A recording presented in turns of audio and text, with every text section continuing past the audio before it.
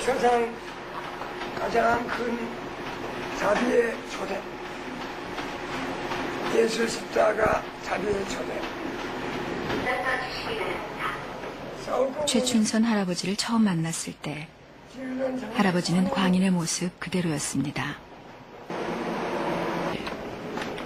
그런 할아버지를 대하는 사람들의 태도는 비웃거나 무시하거나 둘 중 하나였습니다. 김포 비행장에서 개척교회 올 적에 과로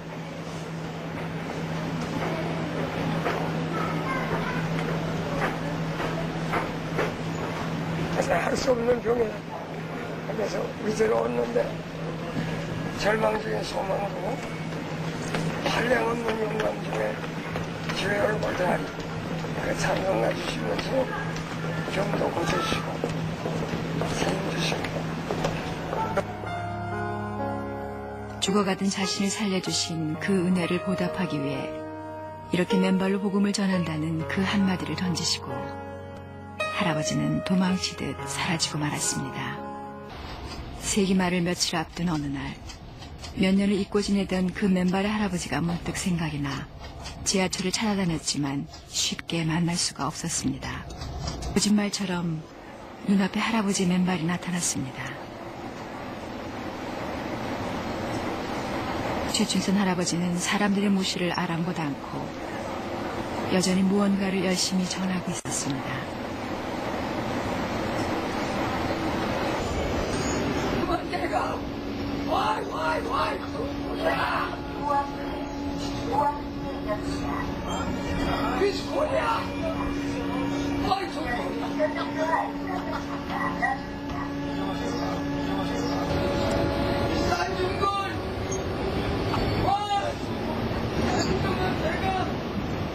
누구도 알아들을 수 없는 그 말들, 그 누구도 관심 두지 않는 그 주장을 할아버지는 왜 그리 열심히 외치시는 것일까 안쓰럽기조차 했습니다.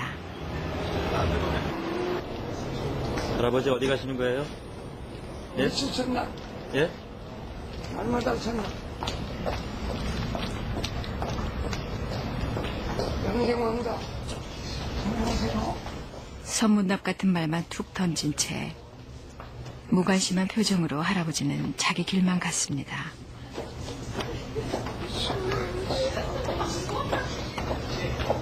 할아버지 발 안 시려우세요? 견딜만 합니다. 이렇게 추운데 맨발로. 해마다 눈이 녹고 얼음이 녹아 동상이 없어요. 안심하세요. 왜 이렇게 맨발로 다니시는 거예요? 통일이 되면 신어요. 남북 통일이 되면 신습니다. 산 것은 즐겁고 영하의 추운 날씨에 맨발로 다니는 이유가 통일이 안 돼서라니 참 알 수가 없는 노인입니다. 덥지요?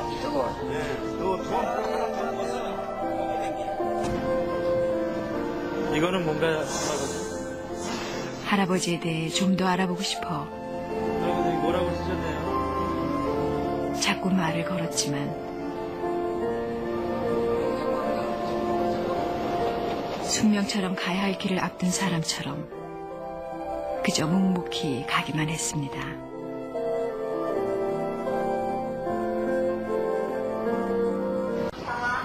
어디신데요? 여기. 한남동이요?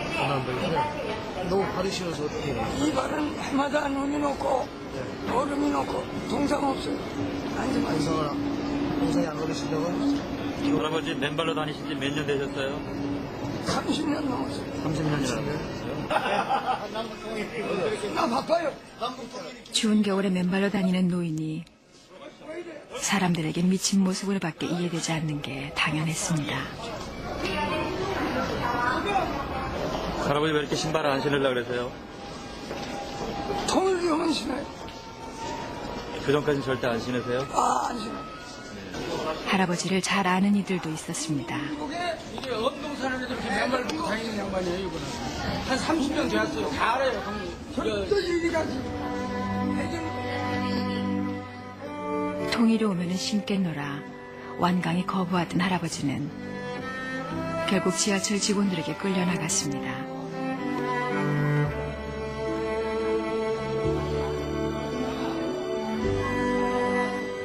마치 도수장으로 끌려가는 어린 양처럼.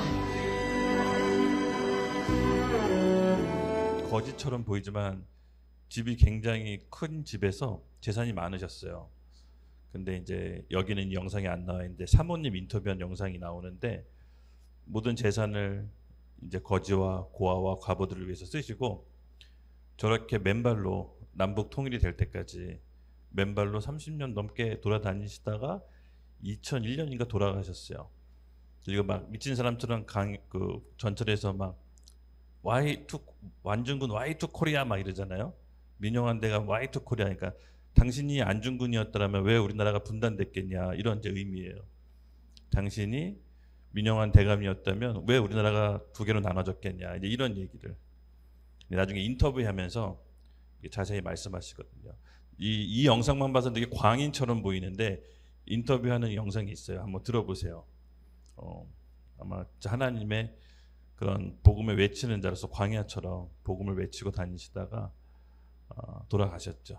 예, 그래서 제가 이 영상을 좀 보고 느낀 바가 있어서 여러분하고 나누려고 잠깐 영상을 틀어드렸는데 요한복음 14장 2절에서 3절 잠깐 말씀을 좀 나누고 먼저 좀 시작해 보려고 하는데 네, 혹시 요한복음 14장 2절에서 3절 제가 읽어드릴게요. 내 아버지 집에 거할 곳이 많도다. 그렇지 않으면 너희에게 일렀으리라. 내가 너희를 위하여 거처를 예비하러 가노니 가서 너희를 위하여 거처를 예비하면 내가 다시 와서 너희를 내게로 영접하여 나 있는 곳에 너희도 있게 하리라. 아멘. 그 예수님께서는 천국에 우리를 위한 거처가 있다고 합니다. 그리고 그 거처에 예수님이 먼저 가 계셔서 우리를 위해서 그 거처를 예비한다고 합니다. 여러분 이 천국에도 우리 살 집이 있다는 거 아세요? 천국에도 우리를 위해서 살 집이 있는데 그 집은 이제 이 땅에 있는 집처럼 돈 주고 가거나 이렇게 어떻게 무슨 대출 받아서 갈 수 있는 집이 아니라 이 땅에서 우리가 가야 될 건축 자재를 이제 만들어야 됩니다.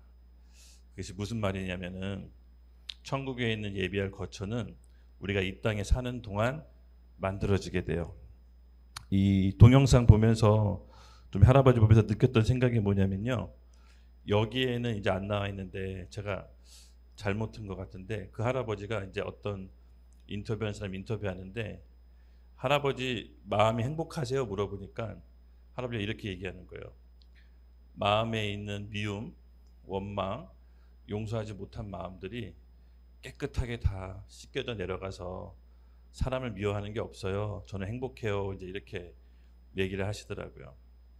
그래서 제가 그 얘기를 듣는데 이 말씀에 요한복음 말씀에 예수님께서 우리를 위하여 거처를 예비하러 가신다고 했는데 이 할아버지가 어쩌면은 예수님이 집을 지을 수 있도록 건축 자재를 이렇게 하나 둘씩 마련한다는 생각이 좀 들었어요. 그러니까 할아버지가 이 세상을 살면서 미움과 원망과 두려움과 남을 용서하지 못한 마음, 시기, 질투들이 있었잖아요. 근데 그런 것들이 하나하나 이 땅에서 살면서 자기를 부인하고 자기만이 지구와 십자가를 짐으로써 예수님이 지을 거처의 건축 자재를 이렇게 만들고 있다라는 생각을 좀 하게 됐어요. 근데 건축 자재만을 만드는 건 좀 부족하다는 생각이 들었어요. 건축 자재가 있으면 그것을 쌓아서 집을 만들어야 되잖아요. 그러니까 내 내면의 성품을 단련하는 게 건축 자재를 만든 거라면 예수님과 동행하면서 믿음의 순종을 했던 것이 그 건축 자재를 쌓을 수 있는 원동력이 된다는 생각을 하게 됐어요. 여러분들 어떠세요? 천국에는 대반전이 있을 거라고 생각 안 드세요? 저는 그런 생각이 좀 들어요. 정말로 천국에는 대반전이 있을 것 같아요. 우리가 생각하는 그 유명하신 분들, 사역적으로 큰 업적을 이루신 분들이 어쩌면 천국에는 한쪽 구석에 문지기로 아니면 집이 조그맣게 아니면 화장실 청소하고 있거나 뭐 이러고 있을 것 같고 우리가 생각했을 때 별 대수롭게 그냥 평범하게 사역하시면서 또 저렇게 할아버지처럼 광야에 외치는 소리처럼 복음을 전하고 자기의 삶을 헌신적으로 이웃과 또 불우한 사람들을 위해서 살아갔던 사람들이 어쩌면 하늘나라의 큰 집과 성을 얻고 살지 않을까 싶어요.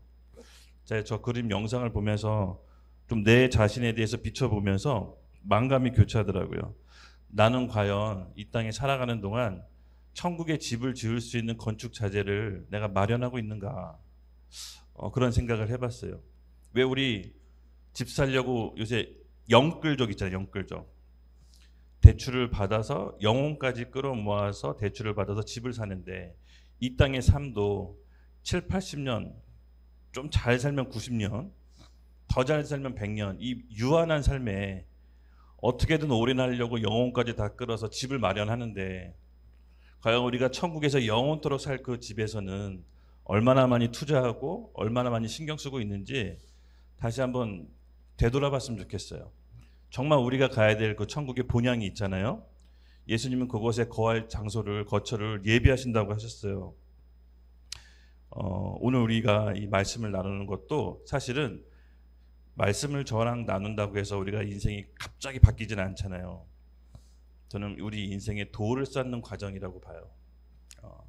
하나님께서 우리 공동체를 통해서 우리 인생에 쌓아야 될 돌들을, 건축들을 하실 건데, 여러분, 예수님께서 정말 기가 막힌 방법으로 우리를 너무 사랑하셔서 우리에게 천국을 갈 수 있도록 이 땅에 남겨진 이유가 있다는 게 제가 많이 드는 생각입니다. 천국 자재를 이 땅에 살면서 많이 준비하십시오. 저는 이 천국 자재를 많이 준비하라고 할 때 좀 막연하게 들릴 수가 있잖아요. 하나님께서 저에게 주시는 답이 있었어요. 그건 뭐냐? 바로 공동체를 통해서, 그리스도의 몸된 공동체를 통해서 천국 자재, 천국의 집을 주신 자재를 마련할 수 있다라는 마음을 주셨어요. 여러분, 예수 그리스도 이름이 반석인 거죠. 그 예수 그리스도 이름 고백 위에 내 교회를 세우신다고 했잖아요. 그러니까 건축물을 이렇게 올리려면, 기둥을 쌓려면 뭔가 주춧돌, 머릿돌, 반석이 있어야 되거든요. 그 머릿돌이 있어야 그 위에 기둥을 세우고 뼈대를 세우고 시멘트를 발라서 건축을 세우잖아요. 그와 같아요. 우리가 천국을 이 땅에서 이루려면 예수 그리스도라는 고백 위에 몸된 공동체 안에 들어가야 된다는 감동이 있어요. 그리고 그곳에서 우리 한 사람 한 사람이 다듬어져야 된다는 감동이 있어요. 제가 한번 전에도 얘기했을 텐데, 우리 아브라함이 일가 친척 아비의 집을 떠나 가나안 땅으로 들어가죠. 그렇죠? 가나안 땅으로 들어가서 세겜 골짜기, 거기서 왼쪽에는 뭐라고 했죠? 서쪽에는 아이, 오른쪽에는, 동쪽에는 베델. 그곳에서 장막을 쌓고 하나님께 예배를 드려요. 하나님의 명령을 드디어 듣고 가나안 땅으로 가서 이제 동쪽에는 베델, 왼쪽에는, 서쪽에는 아이. 이게 무슨 뜻이냐면요, 베델은 무슨 뜻이냐면 건축된 집을 뜻해요. 하나님의 성전. 아이는 돌무더기, 돌무더기를 뜻해요. 그래서 우리가 예수 그리스도라는 머리, 그 주춧돌 위에, 돌 위에 돌을 쌓기 위해서는 반드시 성전으로 건축돼야 돼요. 돌을 마모시키고 다듬고 사각으로 만들어서 쓸모 있는 돌을 만들어서 건축하기 위해서는 여러 가지 정과 마모 과정이 필요해요. 다듬어져서 몸된 건축으로 세울 수가 있어요. 근데 아이는 돌무더기라는 뜻이거든요. 그냥 돌이 그냥 아무렇게나 쌓여져 있어요. 그 돌 아무렇게나 쌓여져 있는 걸로는 몸된 교회를 세울 수가 없는 거죠. 우리 한 사람 한 사람이 하나님의 형상으로 귀하게 이 자리에 있지만 반드시 정과 같이 다듬는 과정이 있어야 됩니다. 그래서 몸된 교회 안에서 우리가 소속되어서 하나님의 장성한 분량까지 다다라야 돼요. 이것이 교회 안에서 건축되는 과정이거든요. 오늘 우리가 우리 YDP 교회가 영등포에 있으면서 우리 한 사람 한 사람이 그렇게 몸된 교회로 건축됐으면 좋겠어요. 우리 안에 있는 쓴뿌리, 여러 가지가 있잖아요. 미움, 시기, 질투, 용서하지 못한 마음, 혈기, 이런 분노들이 있는데, 교회 공동체 안에서 하나님이 우리 서로 돌이 부대끼면서 마모되고 다듬어지는 과정에서 건축될 거라는 마음이 있어요. 우리 돌무더기로 잊지 맙시다. 반드시 그리스도의 몸된 교회로 건축되어 갑시다. 하나님이 이 과정을 통해서 정말 우리 천국의 모형을 바깥에 있는 사람들이 YDP 교회 보니까 나도 저기 가고 싶어. 뭔가는 다른 것 같아. 세상과는 다른 것 같아. 천국의 모형이 보여줄 수 있길 예수님의 이름으로 기도합니다. 우리 같이 꼭 그런 교회로 만듭시다. 그렇게 하는 것이 천국의 집을 마련하는 거라고 저는 믿어요. 저는 욕심이 있습니다. 영적 야망이 있습니다. 이 땅에서는 비록 월세 살지만 천국에서는 디즈니랜드 같은 성을 갖고 싶어요. 디즈니랜드 성 같은 성을 갖고 싶어요. 우리 영적 야망을 좀 품읍시다. 이 땅에서 못 이룬 집, 천국에서라도 갔는데 딱 계집 같이 있으면 어떡해요. 너무 억울할 것 같아요. 그래서 천국에서 야망을 갖도록 예수님의 이름을 축복합니다. 기도하고 시작하겠습니다. 하나님 감사합니다. 우리 여기 모인 청년들 한 사람 한 사람 축복해 주시고 또 우리 하나님 말씀으로 우리 인생이 정렬되게 해 주시옵소서. 특별히 우리 로마서 말씀을 통해서 하나님 우리에게 꼭 해주시고 싶은 말씀을 듣게 해주시고 또 일상으로 돌아가 믿음으로 순종하는 삶을 통해 하나님께서 꼭 이 시간 열어주시고자 하는 축복들이 열리게 하여 주시옵소서. 하나님을 의지하며 믿고 나아갑니다. 우리가 드리는 감사의 예배와 찬양과 경배를 받아주시옵소서. 감사합니다. 예수님의 이름으로 기도드렸습니다. 아멘. 네, 우리 말씀 은혜의 교사 죄의 방조 제목이 조금 잘 이해가 안 되죠. 언뜻 제가 이제 로마서 강의를 준비하면서 사실 이번 3장 요 본문이 굉장히 난해했어요. 굉장히 난해했고 되게 어려워서 여러 참고 자료들을 막 살폈는데 그래도 하나님께서 주신 마음이 있어서 오늘 함께 나누려고 합니다. 은혜의 교사 죄의 방조라고 줬는데 어떤 내용인지 우리 같이 함께 살펴볼 텐데요. 먼저 본문 말씀 함께 우리 교독하면서 번갈아가면서 읽도록 하겠습니다. 네, 제가 먼저 읽겠습니다. 그런즉 유대인이 나음이 무엇이며 할례의 유익이 무엇이냐?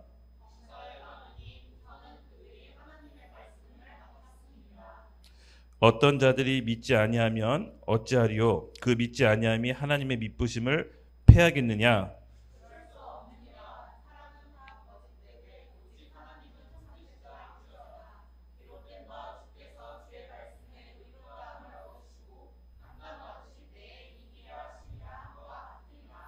그러나 우리 불의의 하나님의 의를 드러나게 하면 만일 무슨 말을 하리요? 내가 사람의 말하는 대로 말하노니 진노를 내리시는 하나님이 불의하시냐?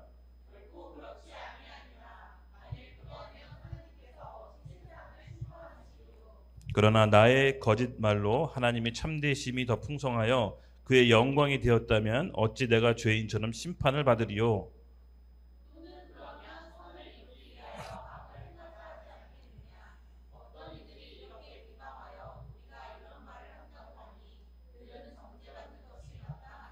같이 읽겠습니다.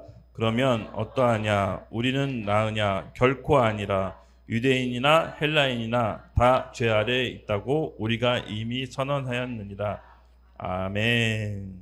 네. 우리 지난 시간이죠. 2장까지 이 바울은 유대인에 대해 이중성에 대해서 이제 신랄하게 비판했습니다.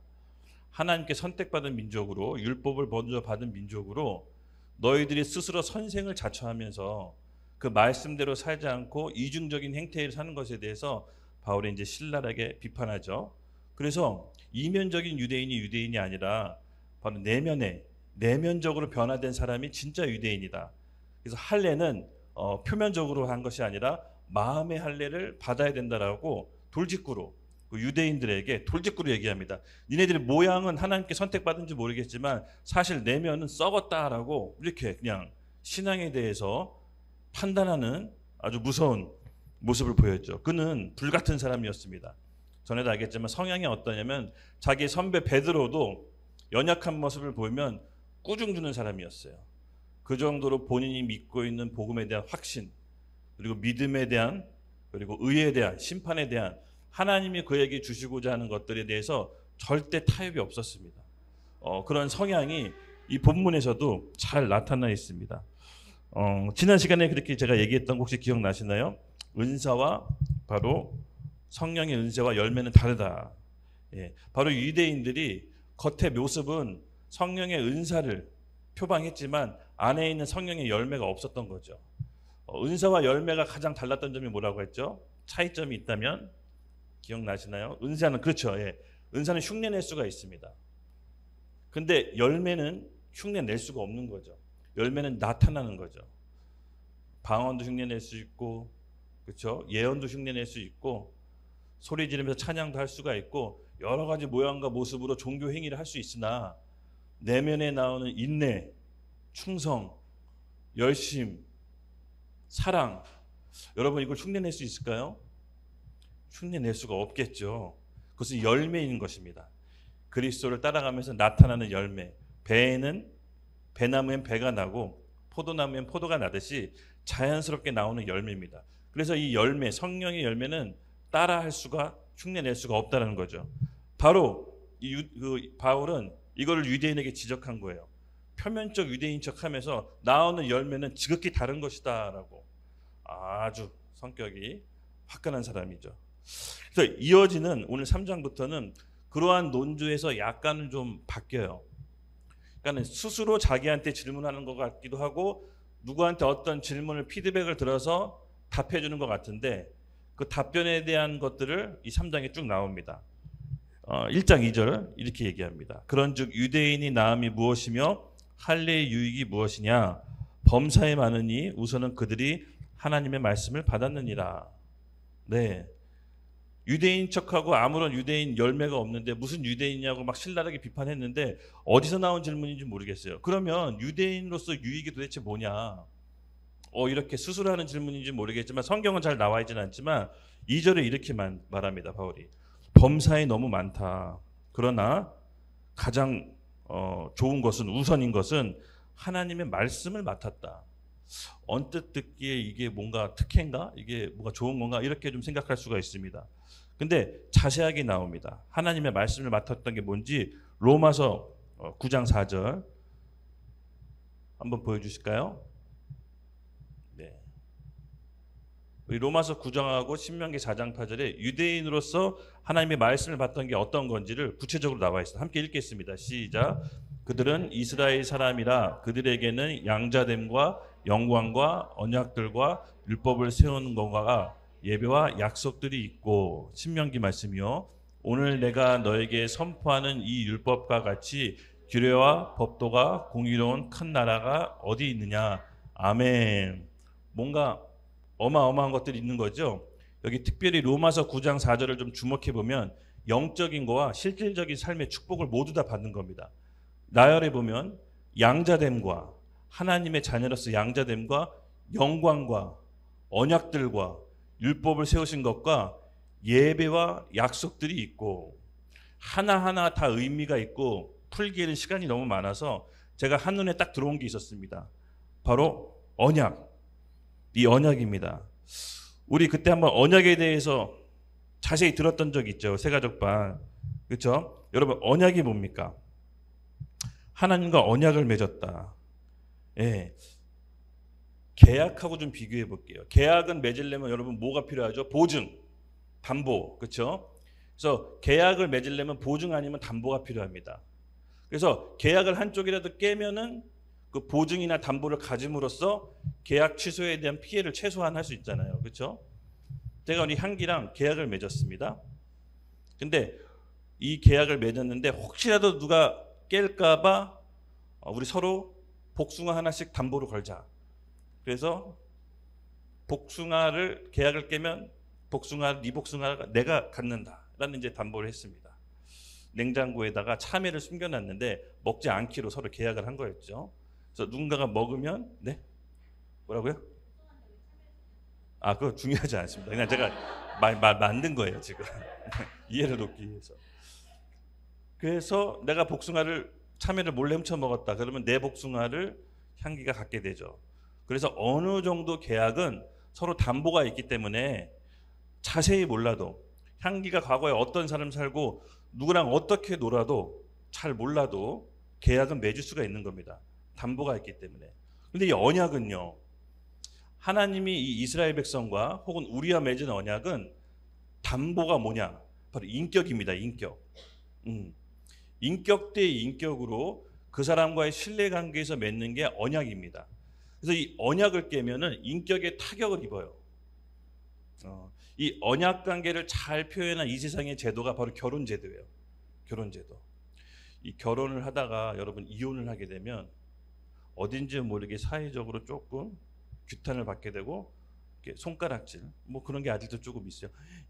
이혼남이래, 이혼녀래. 여러분 그게 왜 그럴까요?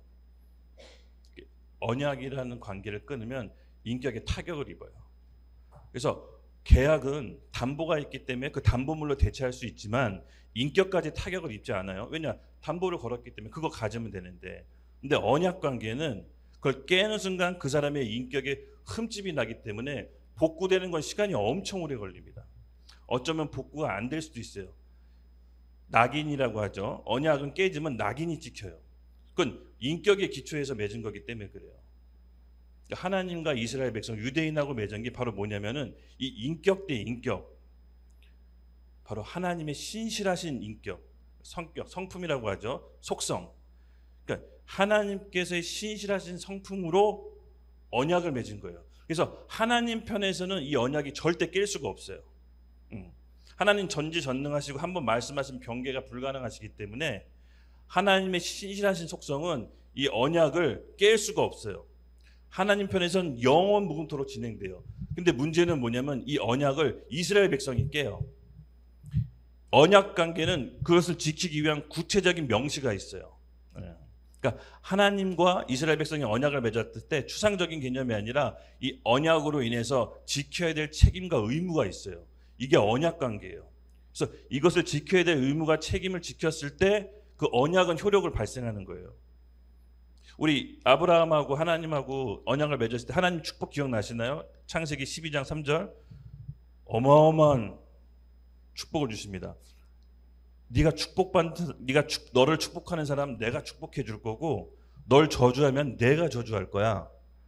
너는 이 민족의 이 영원 열방의 복의 근원이 될 거야.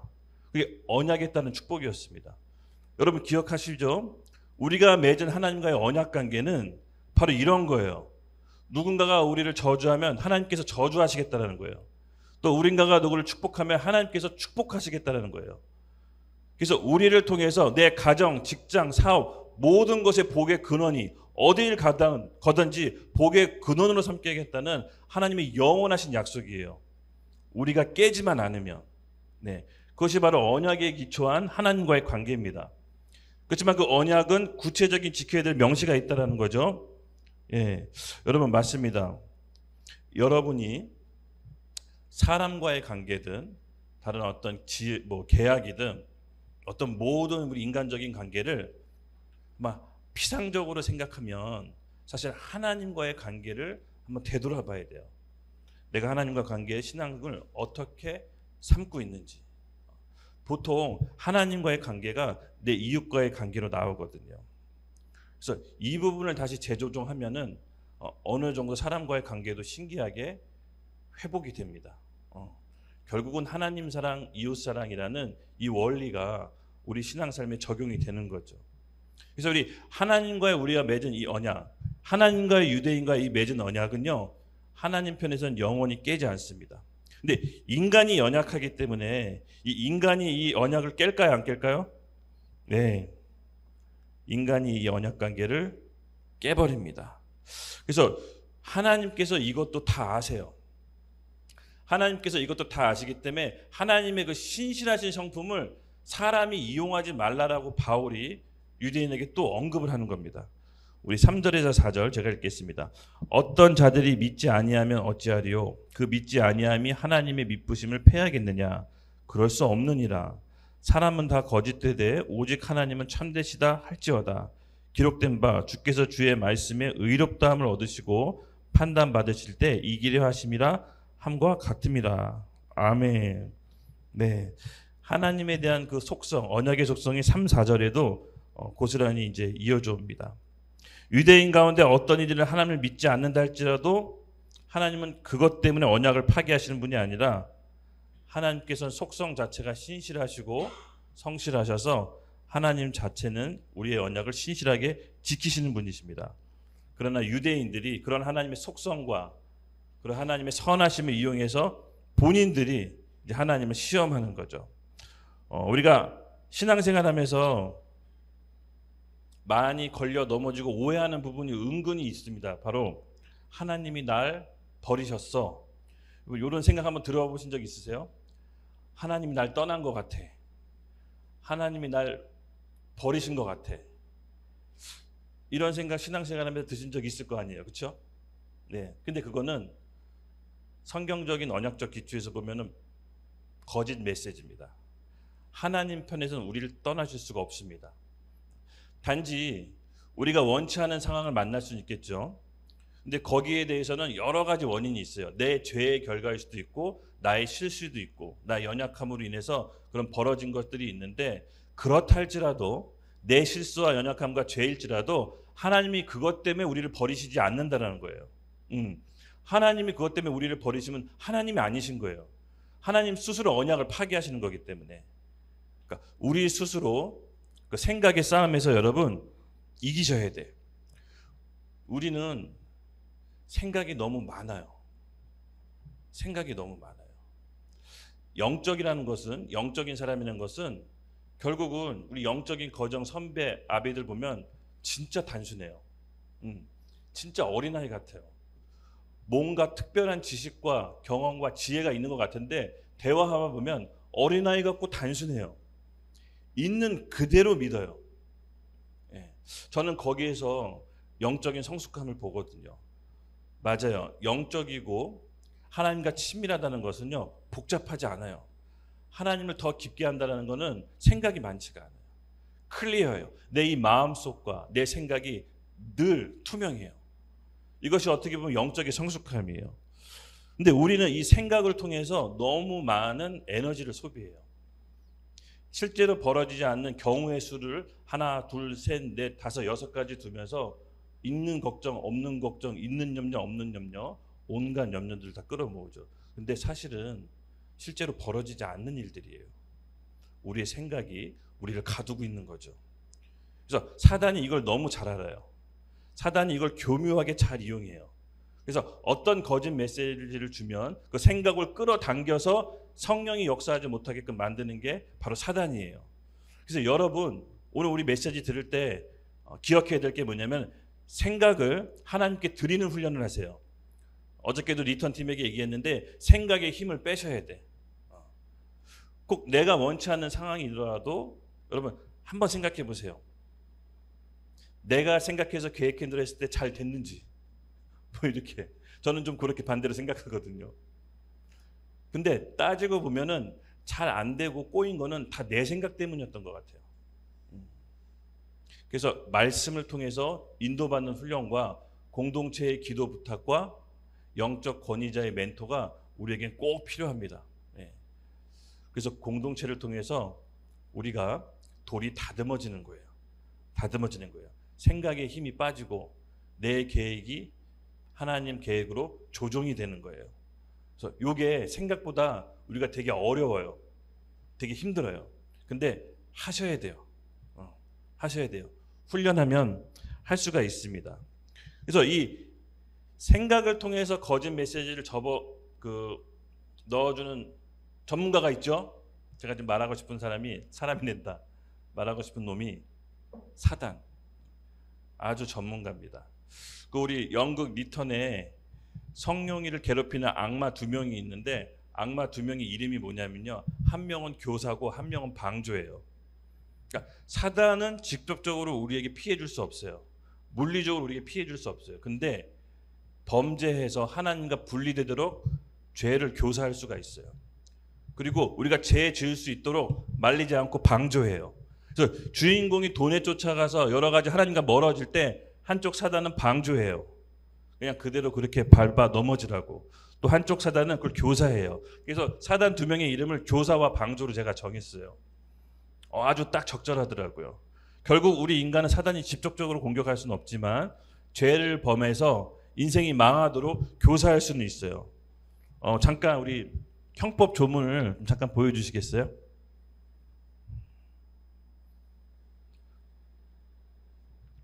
우리 형법 조문에는요, 교사와 방조도 죄로 규정하고 있어요. 한번 읽어볼게요. 형법 31조 교사범. 첫 번째 1번 시작. 타인을 교사하여 죄를 범하게 한 자는 죄를 실행한 자와 동일한 형으로 처벌한다. 뭐 아멘 할 뻔했네. 아멘은 아니죠. 예. 실질적으로 내가 범죄 행위를 하지 않더라도, 죄를 짓지 않더라도 그 범죄 행위를 하도록 유도한 사람, 지능범이라고 하죠. 그 사람은 뭡니까? 실제로 범죄한 사람에게 동일하게 처벌한대요. 방조죄가 있어요. 방조죄. 종범이라고 하는데 밑에 32조 한번 읽어볼게요. 시작. 네, 종범이라고 하는데 방조죄를 얘기하는데요. 범죄 행위가 일어날 것을 명백히 알고 그 범죄가 실행되도록 방조한 거. 사단의 속성이에요. 그렇죠? 예를 들어서 기훈이는 잘 몰라. 자기가 한 게. 자기가 한 게 몰라. 기훈이가 술을 먹었어요. 한 잔. 근데 얘가 보니까 운전을 하려고 그래. 그래서 운전하면 안 되는데 운전을 하려고 자꾸 유도해 내가. 그리고 보라가 옆에서 보고 모른 척 방조해. 운전해라. 교사와 방조예요. 명백히 범죄할 걸 알면서 나 유도했잖아요. 그렇죠? 옆에서 말렸어야 되는데 모른 척 방조해요. 운전 하라고. 여러분 굉장히 어떻습니까? 우리가 사실은 늘 당하고 있는 거예요. 우리 늘 당하고 있는 거예요. 어쩌면 가해자일 수도 있어요. 가해자인 적은 또 있지 않았나요? 내 동료, 가족들에게 똑같이 죄로 본다라는 거죠. 그래서 이 세트, 방조와 교사와 인간, 이 세 개 세트를 잘 보여주고 있는 게 어딜까요? 창세기. 저는 이 아담과 하와와 사단, 이 창세기 팀이라고 하는데, 팀 창세기. 아주 이 형법 조문이 왜 생겼는지 알 것 같아. 아담과 하와 인류 최초의 범죄를 통해서 인간이 법 체계를 그거를 보고 만든 것 같아요. 범죄는 직접적으로 누가 했죠? 하와가 죄를 졌어요. 근데 죄를 짓도록 옆에서 교사하고 꼬드긴 사람 누구죠? 꼬드긴 놈? 사단이죠. 예, 사단이 뭐라고 꼬드겼습니까? 너 그거 먹으면 하나님처럼 돼? 너 절대 죽지 않아. 분명히 하나님은 죽는다고 했잖아요. 그렇죠? 하나님은 그거 먹으면 반드시 죽는다고 했고 사단은 죽지 않아라고 꼬드깁니다. 그리고 그거 먹으면 죽지 않는 정도가 아니라 하나님처럼 돼서 눈이 밝아진다고 합니다. 근데 옆에서 여러분 잘 보십시오. 저는 아담이 더 나쁜 놈인 것 같아. 분명히 하와랑 같이 있을 때 하나님이 그거 먹지 말라고 들었죠. 그리고 뱀이 꼬실 때 뱀 꼬시는 거 봤을 거 아니에요. 가만히 있어요. 가만히 있다 나중에 하나님이 추궁하니까 하나님이 만든 여자가 저를 꼬셨습니다라고 변명하죠. 아담은 무슨 죄에 속하죠? 방조죄. 사단은 교사. 하와는 직접적으로 죄를 점했기 때문에 범죄자. 이 창세기 3종 세트 고스란히 보여주고 있습니다. 우리가 이걸 기억했으면 좋겠어요. 하나님께서 우리에 향한 언약은 절대 깨지 않습니다. 근데 엄밀히 따지면 인간 편에서 깨는데 깰 때도 우리의 연약하고 우리의 거짓된 생각, 잘못된 메시지를 들었을 때 우리가 말씀 앞에서 흔들릴 때 사단은 그 허점을 노리고 깨는 거예요. 그래서 우리가 평소에 말씀과 공동체와 예배 드리는 게 왜 얼마나 중요한지 몰라요.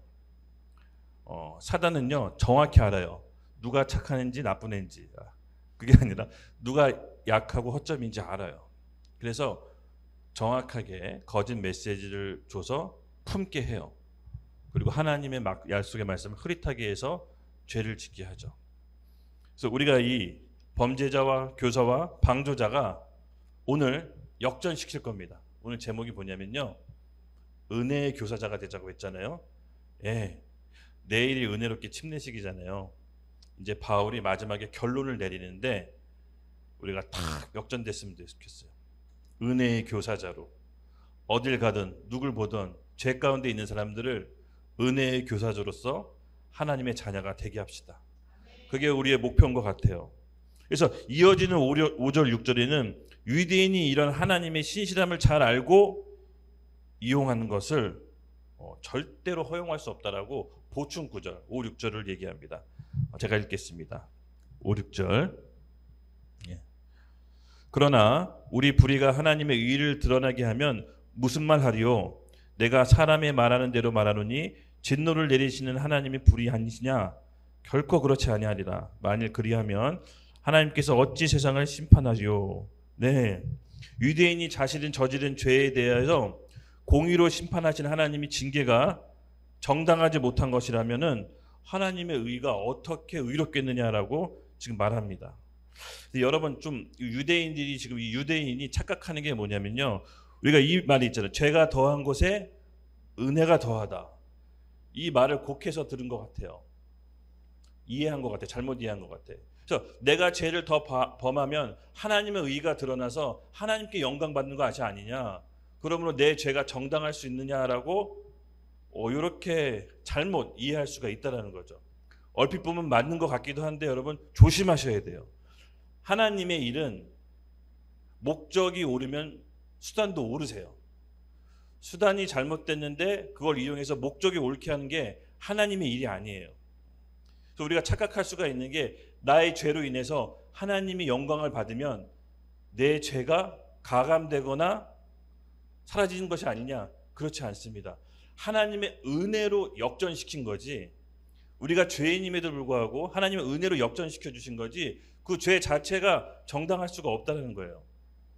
아까도 얘기했지만 여러분 하와가 사단의 뱀에 꼬여서 범죄했을 때 아담이 옆에서 봤잖아요. 그렇죠? 그러면은 하와가 선악을 먹을 때 아담이 그 먹지 마.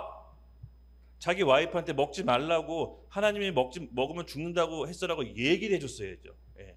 가만히 있다가 먹고 난 다음에 걸리니까 저 여자 하나님이 만들어주신 여자가 먹게 했어요라고 했단 말이죠.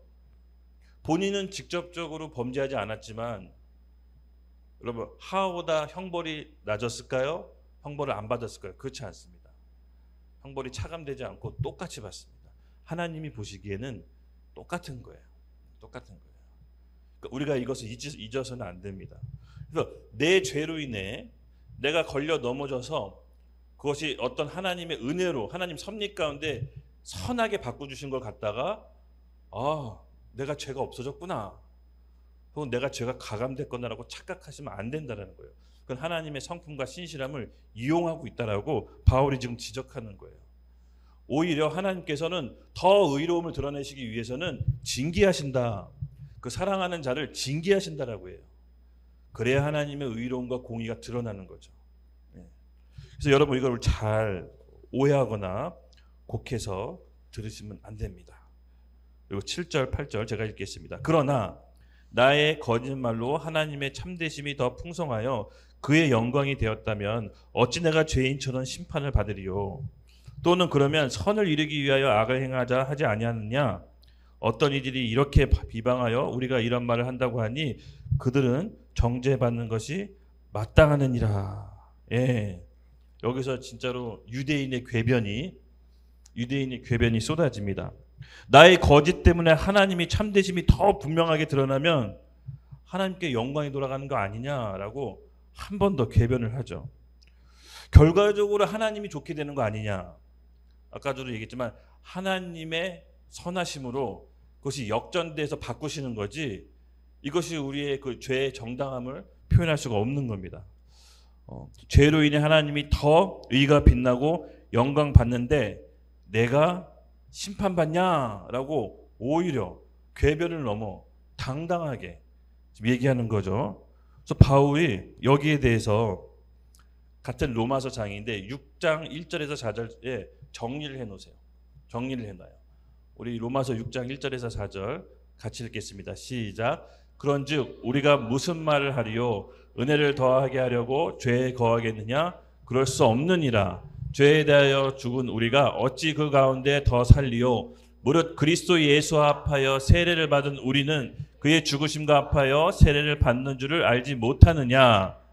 그러므로 우리가 그의 죽으심과 합하여 세례를 받음으로 그와 함께 장사되었다니 이는 아버지의 영광으로 말미암아 그리스도를 죽은 자 가운데서 살리심과 같이 우리도 또한 새 생명 가운데서 행하게 하려 함이라. 아멘. 네, 여러분 맞습니다. 죄에 대하여 죽은 자는 더 이상 그 죄 가운데 머물 수 없다는 겁니다. 너희들이 얘기하는 그 궤변, 너희가 죄 때문에 하나님의 의의 영광을 받는다면 그것이 아니다. 너희는 복음을 잘못 믿은 거다. 그 은혜, 그 구원, 감사, 이걸 제대로 알았다면 더 이상 죄 가운데 머물 수 없다라는 게 바울의 로마서 6장 1절에서 4절의 종합 내용입니다. 그리스도와 함께 새 생명 가운데 있는 자는 결코 죄 가운데 머물 수 없다라고 결론을 내리죠. 4절 우리 같이 다시 한번 읽겠습니다. 시작. 그러므로 우리가 그의 죽으심과 합하여 세례를 받음으로 그와 함께 장사되었나니 이는 아버지의 영광으로 말미암아 그리스도를 죽은 자 가운데서 살리심과 같이 우리도 또한 새 생명 가운데서 행하게 하려 함이라. 아멘. 내일 또 우리 공교롭게도 침례식이잖아요. 그렇죠? 은혜로운 침례식인데 침례를 왜 받죠? 이제 침례 교육도 했었는데 이제는 더 이상 내가 죄 가운데 머물지 않고 내가 내 인생의 주인 삼은 걸 포기하고 예수 그리스도의 나의 주인으로 새 생명을 삽니다라고 그 혼인 결혼식을 하는 겁니다. 혼인 신고식이 있으면 결혼식이 있잖아요. 이제 만방에 공표하는 거예요. 나는 이제 새 사람이 되었습니다. 그리스도께서 나와 함께 하셨고 나와 함께 사셨습니다라고 커밍아웃, 세상으로부터 커밍아웃, 그리고 그리스도의 안에 있는 공동체로 들어가게 되는 일생에 단 한 번뿐인 침례식을 내일 거행하게 됩니다. 그래서 우리가 이 안에서 사단의 죄의 종로를 타는 것에 대해서 분명한 분별력을 가졌으면 좋겠어요. 여러분 어떤 식으로든 죄를 허용하고 용납하는 것을 최대한 우리가 막읍시다. 그리고 결국은 내가 허용한 그 통로 안에서 사단이 들어올 수 있는 거지 내가 허용하지 않은데 사단이 들어올 수가 없어요. 죄는 사단에게 문을 열어주는 합법적인 통로라고 해요. 크고 작은 내 안에 어떤 일이 일어나건 하나님께서 은혜로 덮어주시고 있을 뿐이지 그 은혜가 거치면 여러분 우리 죄는 적나라하게 다 드러나 있습니다. 성경에는 누가 복 있는 사람인지를 로마서에 나와 있어요.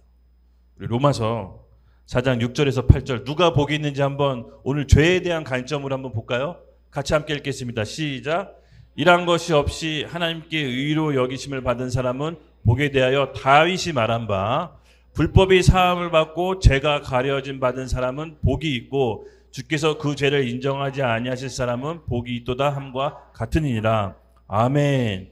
죄의 관점에서 누가 복이 있냐? 죄 사함을 받고 죄가 가리워진 사람. 다윗이 이 고백을 한 거예요. 여러분 다윗이 이 고백은 경험에서 나온 거예요. 본인의 죄가 얼마나 처참하고 사람을 피폐하게 하는지 우리 잘 알잖아요. 성경을 통해서. 그렇죠? 밧세바를 범함으로 자기가 하나님께 죄의 결과로 자기 아들이 죽게 되잖아요. 맞습니다. 죄의 결과는 사망이라고 했습니다. 근데 진짜 누가 복이 있느냐? 다윗 왕이 봤을 때 모든 사람이 다 죄 아래에 있고 다 죄를 피할 수 없는데 죄가 가려워지고 덮임받은 사람이 복이 있다. 그것은 하나님의 전적인 은혜라는 거죠. 그래서 여러분 잘 생각해 보세요. 죄를 안 짓는 것도 우리 의지로 안 지을 수 있는 게 아니에요. 우리는 우리가 의지로 죄를 안 지을 거라고 생각할 수 있는데 절대 그렇지 않습니다. 하나님의 은혜 가운데 있기 때문에 죄도 안 지을 수 있는 거고 여러분 꿈에서도 죄를 짓잖아요. 그렇죠? 네. 꿈에서도 죄를 안 짓는 건 하나님의 은혜 가운데 있기 때문에 그래요. 이 은혜가 걷어지면요. 우리 죄 그리고 죄가 적나라하게 다 나옵니다. 그래서 이 복 있는 사람은 죄가 가려움받고 불법이 사함받는 사람이라고 합니다. 그런 측면에서 우리 모두 다 여기 살아서 저도 이렇게 떠들 수 있는 거는 하나님 은혜 덕분 아니겠습니까? 제가 덮임바 되고 가려워졌기 때문에 저는 이 자리에 있는 거라고 보고 제 어떤 의로움이 있다라고 보지 않습니다. 그러니까 이 하나님의 은혜를 구하는 여러분이 되길 예수님의 이름으로 축복합니다. 네. 그리고 또 이 복이 있는 사람이 설명하고 있는데 또 하나, 그러면 이 복을 누가 받느냐? 또 이게 전 궁금해졌습니다. 죄의 관점에서 봤을 때 죄가 가려진 사람이 복이 있는데 그럼 이 복을 누가 받느냐? 다 받는 건 아니잖아요. 그렇죠? 성경에 또 답이 나와 있더라고요. 우리 히브리서 11장 7절 같이 함께 읽겠습니다. 시작. 믿음으로 노아는 아직 보이지 않는 일에 경고하심을 받아 경외함으로 방주를 준비하여 그 집을 구원하였으니 이로써 말미암아 세상을 정죄하고 믿음으로 따르는 의의 상속자가 되었느니라. 아멘. 네. 이 노아는요, 하나님을 경외했어요. 그리고 세상이 정죄받을 때 혼자 믿음으로 구원을 받았어요.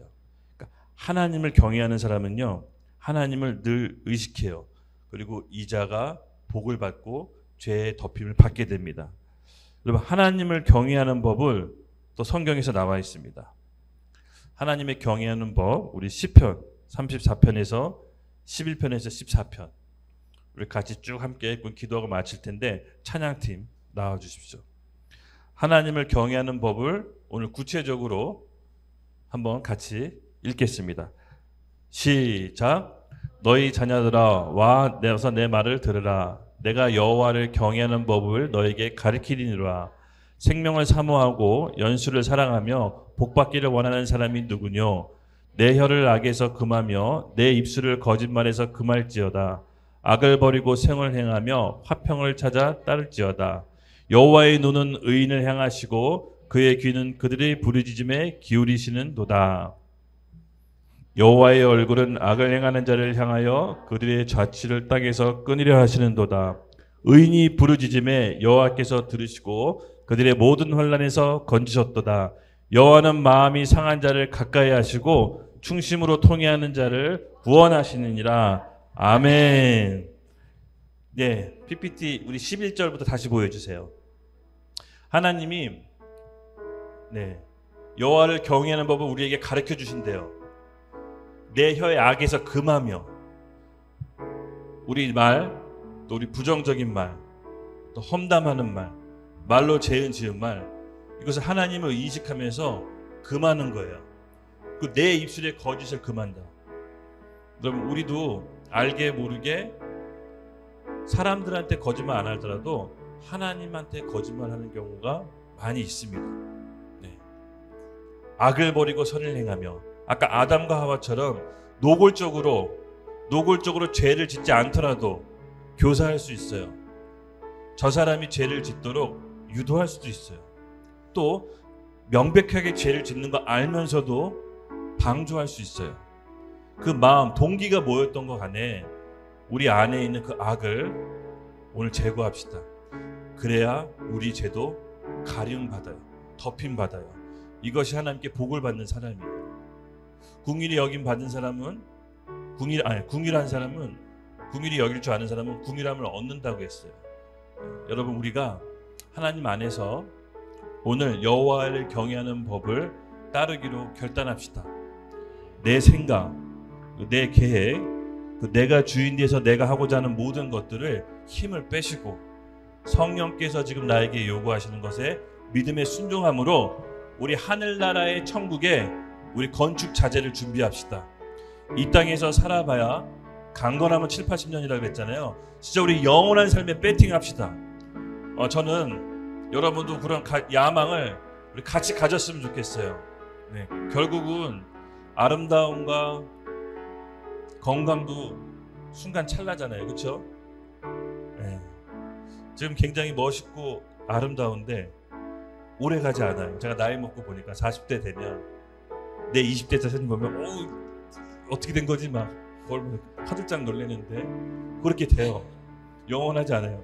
지금 보라가 이쁘다고 이렇게 여유롭게 웃고 있는데 40대 돼서 그렇게 웃나 보자. 영원하지 않아요. 여러분, 영원하지 않아요. 잠깐이에요. 20대 후반에 예수님 믿고 지금 40대 중반 됐는데 그 시간이 너무 쏜살같이 빨리 지나갔어요. 너무 찰나라는 게 느껴져요. 좀 나이 먹으니까 철이 드는 것 같아. 그렇게 중요하지 않은 거 너무 목매이지 맙시다. 그리고 우리가 막 고민한다고 생각한다고 해서 해결되는 거 아니에요. 때로는 단순하게 생각하지 말고 그냥 해봅시다. 결국은 하나님의 역사를 방해하는 게 이 내 생각, 내가 움켜쥐고 있는 거예요. 사실 아무도 그렇게 생각 안 해요. 하나님도 그렇게 생각 안 할걸요. 내가 내 생각을 가두고 있는 겁니다. 그래서 오늘 그 결단을 우리 같이 함께 하면서 기도했으면 좋겠어요. 아버지 하나님, 복 받기를 원합니다. 성경에서 나오는 죄가 가려워지고 죄를 사함받는 하나님 그 복을 저에게도 허락하여 주시옵소서. 오늘 이 밤 하나님을 경외함으로 하나님의 복 받는 사람이 되도록 우리 주여 한번 외치고 결단하며 나가겠습니다. 주여!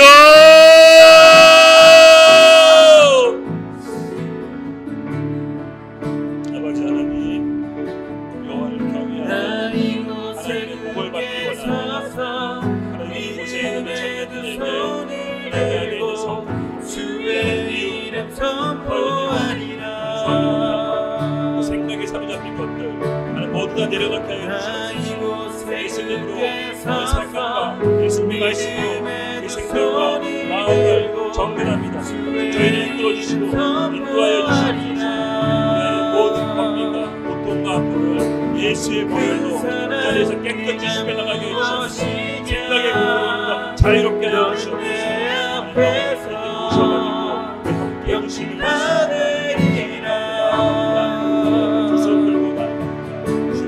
그 사랑 네가 무엇이냐 성령의 은혜를 우리 가운데 부어주시기 바랍니다. 평지가 되리라. 광야의 길을 사막의 강을 아멘. 광야의 길을 사막의 강을 주가 만드시네. 광야의 길을 사막의 강을 광야의 길을 사막의 강을 세일행하시네.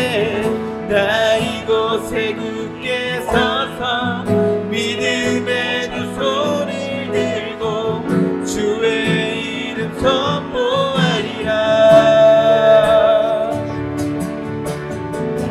나 이곳에 굳게 서서 믿음의 두 손을 들고 주의 이름 선포하리라. 하나님 아버지, 믿음에 반응하며 순종하는 삶을 살 수 있도록 우리 청년들에게 하늘의 특별한 은혜를 허락하여 주시옵소서. 실질적인 믿음 앞에 하나님 순종함으로 하나님 닫힌 문이 열리게 해주시고 높은 산들이 낮아지고 굽은 길이 펴질 수 있도록 하나님 특별한 은혜를 허락하여 주시옵소서. 하나님 성령의 도우심과 인재함을 구합니다. 성령의 도우심과 인재함을 구합니다. 하나님 특별히 성령의 은혜를 부어주시옵소서. 우리 다시 한 번만 주여 한번 외치고 우리 일어서서 성령의 특별한 임재를 구하면서 나아갑시다. 주여!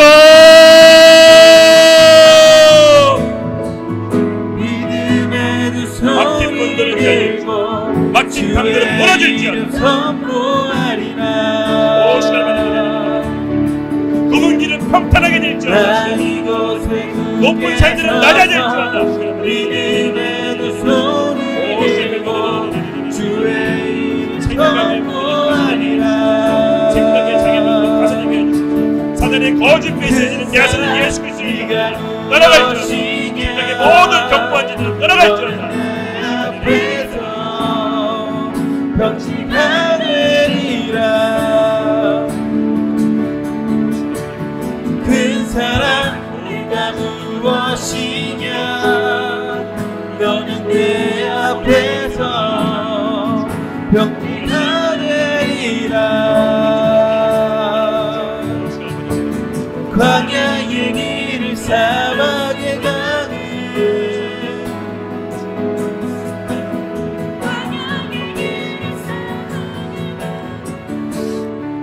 하나님 이 시간 성령의 특별한 은혜를 구합니다. 나사렛 예수 그리스도 이런 명언하니 사단의 거짓 메시지에 사로잡혀 생각에 갇혀있는 모든 것들 떠나갈지어다. 무너진 모든 견고한 짐들 무너질지어다. 아버지 하나님, 지금 이 순간 불면증에 시달리고 있는 우리 형제 지체들이 있다면 아버지 하나님 이 순간 불면증이 깨끗이 떠나가게 해 주시옵소서. 단잠을 허락하여 주시옵소서. 성령의 특별한 은혜가 부어지게 해 주시고 하나님의 놀라운 은혜와 사랑이 우리 청년들에게 가득 임하게 해 주시옵소서. 감사합니다. 우리 하나님의 은혜와 사랑을 구하며 예수님의 이름으로 기도드렸습니다. 아멘.